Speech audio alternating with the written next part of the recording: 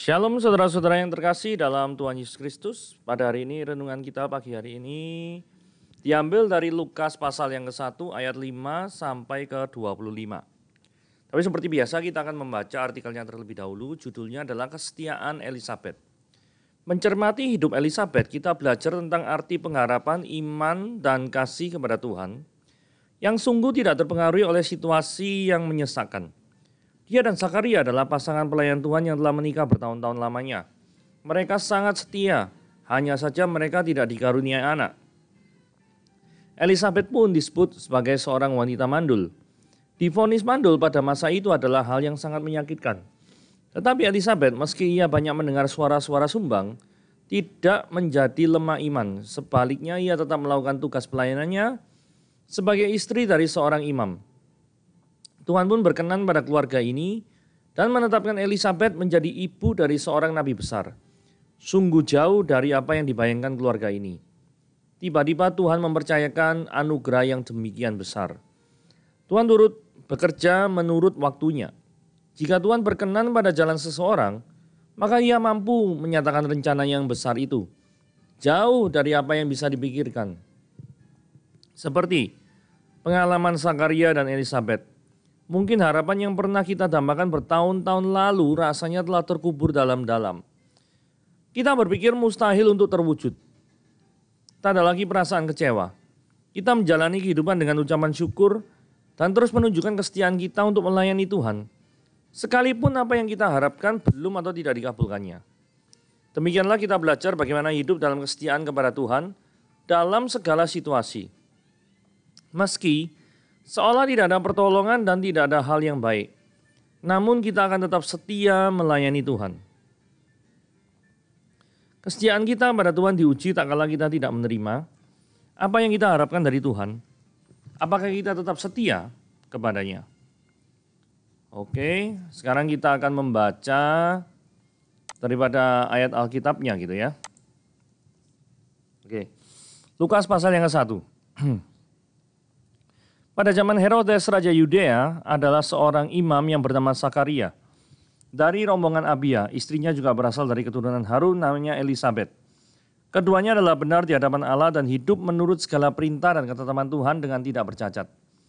Tetapi mereka tidak punya anak sebab Elisabet mandul dan keduanya telah lanjut umurnya. Pada suatu kali waktu tiba giliran rombongannya, Zakaria melakukan tugas keimaman di hadapan Tuhan. Sebab ketika diundi sebagaimana lazimnya untuk menentukan imam yang bertugas, dialah yang ditunjuk untuk masuk ke dalam bait suci dan membakar ukupan di situ. Sementara itu, seluruh umat berkumpul di luar dan sembahyang. Waktu itu adalah waktu pembakaran ukupan. Maka tampaklah pada Zakaria seorang malaikat Tuhan berdiri di sebelah kanan mezbah pembakaran ukupan. Melihat hal itu dia terkejut dan menjadi takut. Tetapi malaikat itu berkata kepadanya, "Jangan takut hai Zakaria, sebab doamu telah dikabulkan dan Elisabet istrimu akan melahirkan seorang anak laki-laki bagimu dan haruslah engkau menamai dia Yohanes. Engkau akan bersukacita dan bergembira, bahkan banyak orang akan bersukacita atas kelahirannya itu. Sebab dia akan besar di hadapan Tuhan dan dia tidak akan minum anggur atau minuman keras dan dia akan penuh dengan Roh Kudus mulai dari rahim ibunya. Dia akan membuat banyak orang Israel berbalik kepada Tuhan Allah mereka. Dan dia akan berjalan mendahului Tuhan dalam roh dan kuasa Elia untuk membuat hati bapak-bapak berbalik kepada anak-anaknya dan hati orang-orang durhaka kepada pikiran orang-orang benar dan dengan demikian menyiapkan bagi Tuhan suatu umat yang layak baginya." Lalu kata Zakaria pada malaikat itu, "Bagaimanakah aku tahu bahwa hal itu akan terjadi? Sebab aku sudah tua dan istriku sudah lanjut umurnya." Jawab malaikat itu kepadanya, "Akulah Gabriel yang melayani Allah dan telah diutus berbicara dengan engkau dan untuk menyampaikan kabar baik ini kepadamu. Sesungguhnya engkau akan menjadi bisu dan tidak dapat berkata-kata sampai pada hari di mana semuanya itu terjadi. Karena engkau tidak percaya akan perkataanku yang akan nyata kebenarannya pada waktunya."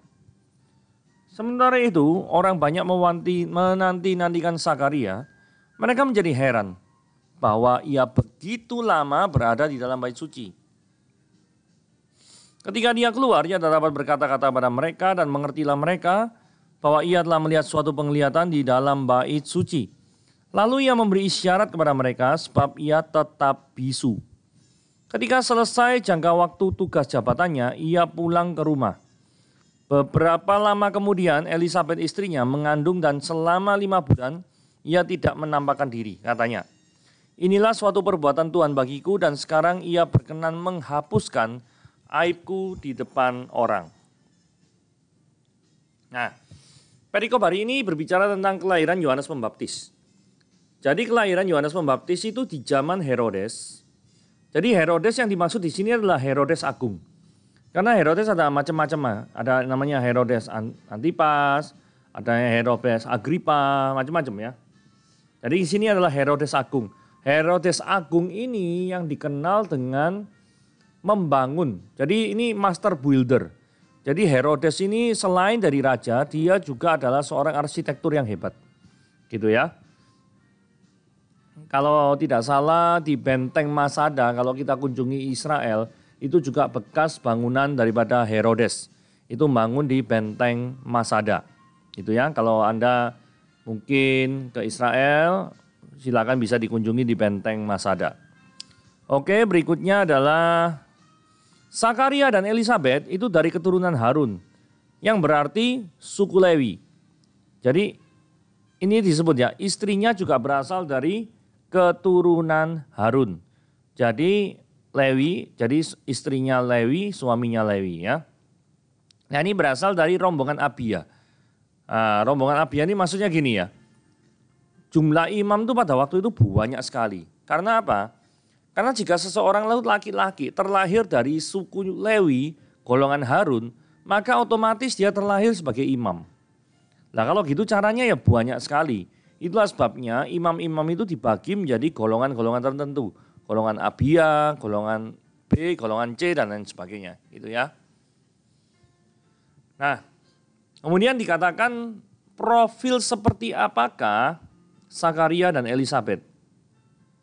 Dikatakan di sini ayat 6 dikatakan, keduanya adalah benar di hadapan Tuhan dan hidup menurut segala perintah dan ketetapan Tuhan dengan tidak bercacat. Nah, yang perlu dikatakan di sini adalah tidak bercacat di sini tidak boleh diartikan sebagai sempurna secara mutlak. Kenapa? Karena di Lukas pasal 6 ayat 23 dikatakan bahwa sebab upah dosa ialah maut. Tetapi kasih karunia ialah hidup yang kekal dalam Kristus Yesus Tuhan kita. Roma 3 ayat 10 dikatakan sampai ayat 12. Seperti ada yang tertulis, tidak ada yang benar seorang pun tidak. Ya pasti di sini termasuk Sakaria dan Elisabet. Ya. Tidak ada seorang pun yang berakal budi, tak ada seorang pun yang mencari Allah. Semua orang telah menyeleweng, mereka semua tidak berguna, tak ada yang berbuat baik, seorang pun tidak. Nah, jadi tidak bercacat ini pasti relatif terhadap hukum-hukum tertentu ya. Tidak boleh diartikan secara mutlak. Oke, ayat 7, setelah profil daripada hubungan mereka dengan Tuhan, bahwa mereka itu memang benar orang-orang yang saleh, orang yang tidak neko-neko gitu ya. Tetapi permasalahan dimunculkan di ayat yang ke-7. Tetapi mereka tidak mempunyai anak sebab Elisabet itu mandul dan keduanya telah lanjut umurnya. Jadi kira-kira hopeless untuk mempunyai seorang anak. Ya. Padahal mereka hidupnya itu tidak bercacat. Ya. Jadi nah ini ada kata-kata ya. Hidup yang tidak bercacat yang harus diartikan sebagai hidup yang memiliki kesalehan tingkat dewa. Ya. Padahal hidup mereka adalah hidup yang tidak bercacat. Yang harus diartikan sebagai hidup yang memiliki kesalehan tingkat dewa. Maksudnya kesalehan tingkat dewa itu kesalehan tingkat tinggi. Sudah kesalehan tingkat tinggi, tapi yang ternyata ya tetap aja mengalami masalah. Ya. Jadi dari peristiwa ini, hal yang perlu kita belajar adalah jangan pernah Anda berpikir kesalehan Anda itu berbanding lurus dengan kelancaran hidup Anda. Karena tidak ada rumusnya bahwa ketika hidup Anda itu lancar-lancar saja. Kebalik, ketika hidup Anda itu saleh setengah mati, itu akan menjamin hidup Anda itu lancar-lancar saja. Tidak seperti itu. Tidak seperti itu. Nah pada ayat ke-8 dikatakan suatu kali waktu tiba giliran rombongannya itu maksudnya tadi giliran rombongan Abia. Ya. Sakaria itu melakukan tugas keimaman di hadapan Tuhan. Nah, ini yang perlu diperhatikan gini ya. Walaupun kitab Injil ini merupakan secara kanonik, secara buku dimasukkan dalam perjanjian baru, tetapi sesungguhnya secara teologis perjanjian baru itu dimulai ketika tabir bait suci itu terbelah menjadi dua dari atas ke bawah. Nah, itu bisa kita lihat di Markus pasal yang ke-15 ayat 37 dan 39. Dikatakan begini, lalu berserulah Yesus dengan suara nyaring dan menyerahkan nyawanya. Ketika itu tabir bait suci terbelah menjadi dua dari atas sampai ke bawah. Waktu kepala pasukan yang berdiri berhadapan dengan dia melihat matinya yang demikian, berkatalah ia, sungguh orang ini adalah anak Allah. Jadi begitu tabir bait suci itu terbelah dua dari atas ke bawah, disitulah permulaan daripada perjanjian baru. Itulah sebabnya kenapa menjelaskan kenapa kok di ayat yang ke-8 ini masih ada tugas keimaman yang mewakili daripada umat manusia menghadap kepada Tuhan. Karena mereka secara teologis itu masih hidup di dalam perjanjian lama. Bahkan juga dengan ritual-ritualnya. Ayat 9 dikatakan, sebab ketika diundi sebagaimana lazimnya untuk menentukan imam yang bertugas, dialah yang ditunjuk untuk masuk ke dalam bait suci membakar ukupan.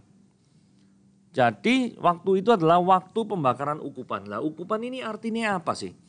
Arti pembakaran ukupan itu adalah doa dan penyembahan yang terus menerus. Lah pembuktiannya itu ada di Keluaran 30 ayat 8. Jadi apabila Harun memasang lampu-lampu itu pada waktu senja, haruslah ia membakarnya sebagai ukupan yang tetap di hadapan Tuhan. Jadi ini ada ukupan terus menerus sifatnya, tetap di hadapan Tuhan. Kemudian Mazmur 141 dikatakan ini, Mazmur Daud, ya Tuhan aku berseru kepadamu, datanglah segera kepadaku, berilah telingamu pada suaraku, waktu aku berseru kepadamu. Biarlah doaku adalah bagimu seperti apa? Persembahan ukupan. Jadi persembahan ukupan get related with prayer.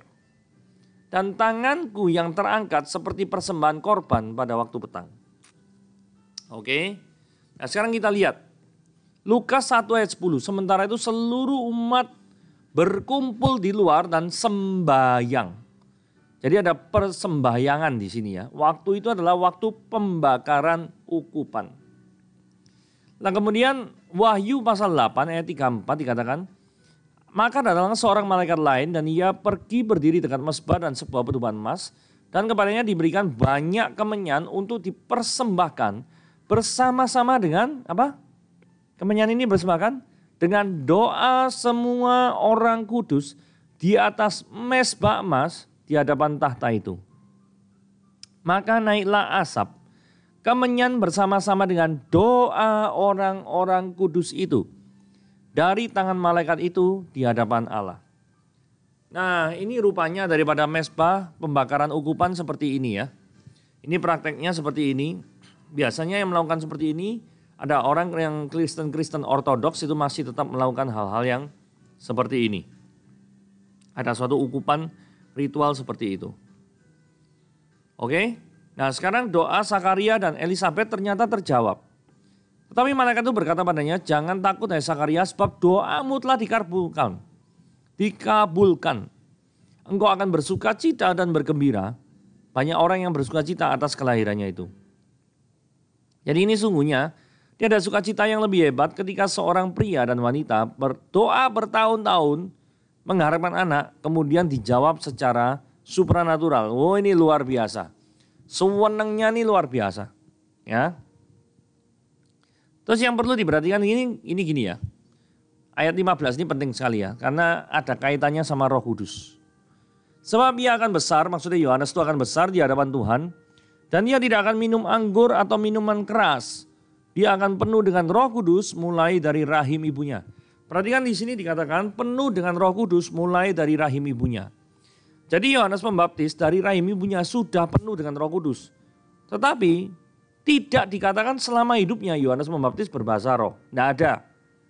Jadi kesimpulannya apa sih dari fakta-fakta ini? Jadi memutlakkan bahasa roh sebagai tanda kepenuhan Roh Kudus adalah langkah yang tidak tepat. Karena buktinya Yohanes Pembaptis tidak dicatat berbahasa lidah.